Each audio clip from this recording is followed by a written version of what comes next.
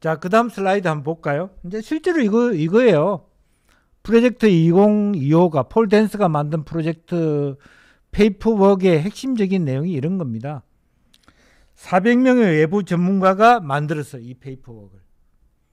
예를 들면 민주연구원이든 여의도연구원이든 내부에서 만들지 않고 실제 국내외 전문가들로부터 이 페이퍼워크를 만들었다라고 하는 것이고, 그 다음에 실제적으로 인물 추천을 위한 링크드인, 즉 10,000명의 보수 인사 데이터베이스를 구축했다.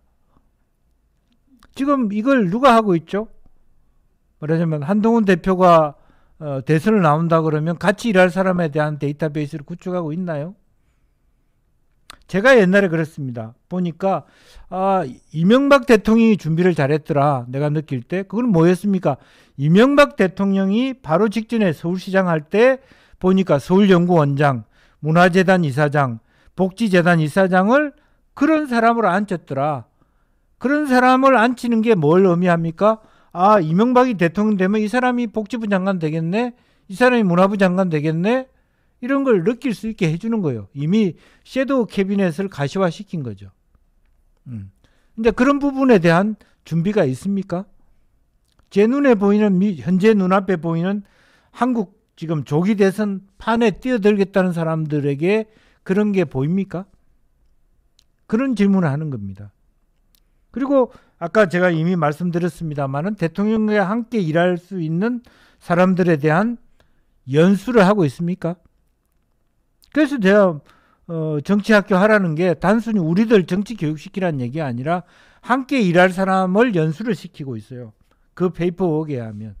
그러니까 자기의 정책을 먼저 내세우고 그 정책에 동의하는 사람 다 모여.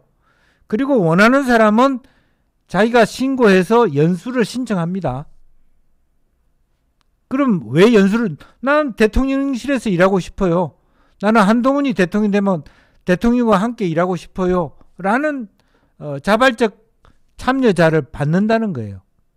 그리고 연수를 시키는 온라인 30개 교육 과정을 열고 있어요. 그동안에 그런 것도 미국도 사실은 없었습니다만은 최근에 그런 과정. 그 과정은 누가 엽니까? 전직 장관 출신들이 다 강의를 해줍니다. 그래서 핵심적으로 그러면 제7공화국과 함께 하는 혹은 뭐 예를 들면 한동훈과 함께 하는 새로운 정부의 주요 과제, 5대 과제, 뭐 10대 과제면 10대 과제 과목에 대한 강사가 있고 교수들이 있죠. 멘토가 있죠. 그럼 그 과목별로 교육을 받으면서 그 사람들에 대한 평가를 하는 거예요. 오디션을 하는 거라니까. 그래서 실제적으로 그 안에서 추려서 실제적으로 대통령이 취임됐을 때 그 다음부터 바로 출근을 바로 대통령실로 하게 되는 겁니다. 지금 그게 제가 발등에 불이라고 생각하는 게 그런 거예요. 인수위 시간이 없잖아요. 문재인 정부는 왜 망했느냐? 똑같아요. 인수위 없이 바로 시작했어요. 제가 서울시에 같이 있던 우리 복지실장이 조현옥이란 분이 문재인 정부의 초대 인사수석이었어요.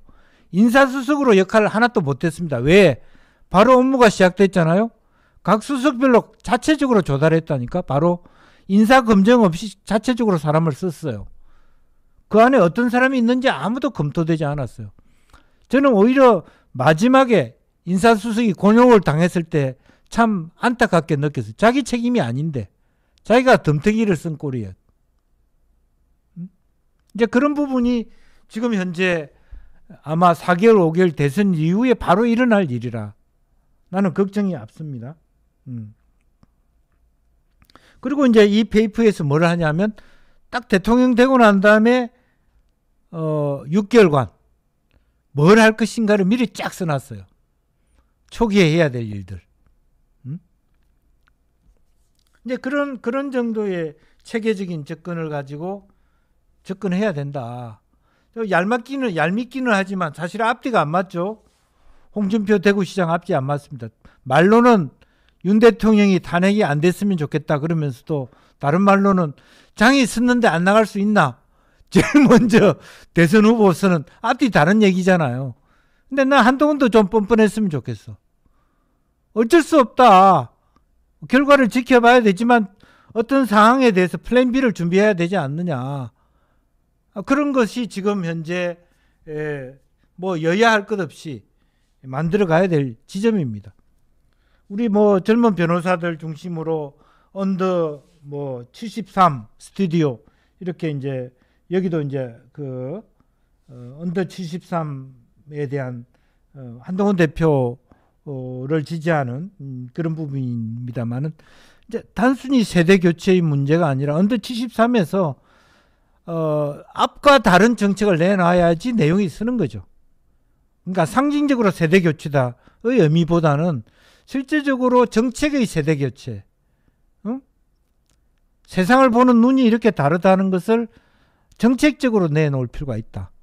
저는 윤석열 정부의 110대 과제를 제가 아직도 갖고 있어요. 인수위가 발표한 페이퍼북을. 근데 여러분들은 알고 있습니까? 윤석열 정부의 110대 정부 과제? 나는 윤석열 정부가 처음부터 망했다고 생각한 이유가 안철수를 인수위원장으로 했다는 것으로부터 저는 시작합니다. 저는 안철수 개인에 대한 비판이 아니라 행정부의 장관이나 총리가 했던 사람이 인수위원장이 아니었다는 것 때문이죠. 그냥 수평적으로 110개 과제를 나누었다. 인수위 시간을 가지면서도. 인수위는 뭐 하는 기관입니까? 대통령 공약이 110개였다면 인수위 과정을 통해서 국민 여러분 죄송합니다. 선거를 하다 보니까 과제가 많았습니다. 하지만 솔직히 이 30개 과제는 우리가 못합니다. 그러면서 과제를 줄이는 게 인수위 과정이에요. 그런데 인수위 과제에서 하나도 못 줄이고 너저분하게 대통령조차도 이해하지 못한 110개를 늘어놓은 게 윤석열 정부의 110개 과제입니다. 여러분 여기 얼마나 110개 과제를 이해하는 분이 있습니까? 사실은 바로 앞 정부의 문재인 대통령 과제도 100대 과제예요. 무슨 얘기입니까? 각 부처별로 과제 올라온 거 그대로 첨삭했다는 얘기예요. 그런데 트럼프는 어떻게 했습니까? 다 개무시했습니다. 혁신적으로 공무부터 다 자르고 다 무시했습니다. 그걸 일부러 무시한 게 아니라 이렇게 가다가는 나라 거들난다 라고 하는 부분이 있는 거예요. 그러면 언더 73이라고 하는 것은 앞의 부분에 대해서 개무시할 정도의 내용을 가지고 개무시할 정도의 새로운 리더십 스타일을 만들어 가야 된다 이거지. 무늬만 언더 73으로 하지 말라는 얘기예요. 제가 얘기한 거는. 그러니까 왜 우리가 세대 교체를 해야 되냐. 세대 교체는 옛날에 김영삼도 세대 교체가 있었고 다 있었다. 오늘 제가 바로 오기 전에 광주방송 라디오에서 이미 언더 73에 대한 의제에서 이 패널들의 얘기가 새로움이 없네? 세대 교체만 갖고 얘기될까? 이런 부분이 있었어요. 근데 그 언더 73을 더 힘있게 가져가려면 앞의 세대와 다른 패러다임이 뭐냐? 응? 앞의 세대와 다른 키워드가 뭐냐? 그런 것이어야죠. 이제 그런 의미에서 언더 73의 정책 페이퍼가 만들어져야 된다. 그리고 새로운 제7공화국하고 열릴 언더 73의 새로운 시대가 무엇을 중심으로 하는 핵심 가치의 그런 어떤 정부여야 되냐. 이제 그런 부분입니다.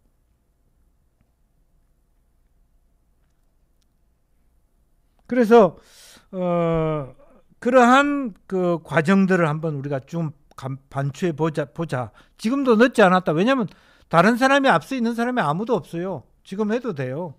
그래서 실제로 뭐 제가 제 말을 합리화하는 게 아니라 도토리 정치학교를 열라는 것은 단순히 정치 교육하라는 뜻이 아니라 대통령과 함께할, 한동훈이 대통령이 된다면 대통령과 함께할 사람들을 핵심 인자들을 키워내는 뭔가가 있어야 되지 않느냐. 그런 얘기를 저는 여러분한테 드리는 겁니다.